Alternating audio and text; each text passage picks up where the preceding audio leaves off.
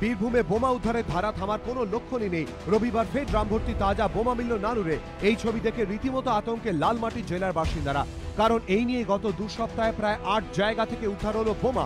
11ই মে শিউড়ির কুকুরটি গ্রামের কাছে বালি খাদানে উদ্ধার হয় তাজা বোমা। 15ই মে নানুরের চণ্ডীপুর গ্রামের পোল্ট্রি ফার্ম ও পুকুরের পাড় থেকে প্লাস্টিকের ব্যাগে মেলে 70টি তাজা বোমা।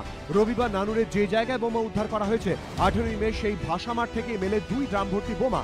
এই প্রেক্ষিতে 22শে মে বীরভূমের প্রশাসনিক সভা থেকে বোমা অস্ত্র উদ্ধারের জন্য কড়া নির্দেশ দেন মুখ্যমন্ত্রী। কোনো বোমার কারখানা চলবেন না, যা আর্মস আছে রেস্কিউ করুন। কোনো গুন্ডা গদ্দারি চলবে না।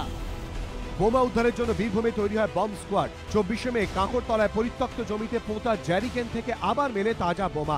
26শে মে কাঁকড়তলার খড়ের গাদা থেকে মেলে 50টি তাজা বোমা। একই দিনে নানুর থেকে উদ্ধার 25টি তাজা বোমা।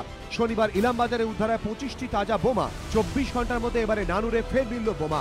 জেলা পুলিশের অনুমান বম্ব স্কোয়াডের ভয় বোমা মজুতকারীরা বিভিন্ন জায়গায় বোমা ফেলে দিচ্ছে বা পুঁতে রেখে দিচ্ছে। কিন্তু আতঙ্কিত সাধারণ মানুষের প্রশ্ন, এ তো আরেক মুশকিল। এখন যা অবস্থা তাতে তো মাঠে ঘাটে পা রাখতেই ভয় করছে। না জানি কোথায় বোমা রাখা আছে। গোপাল চট্টোপাধ্যায়, এবিপি আনন্দ, বীরভূম।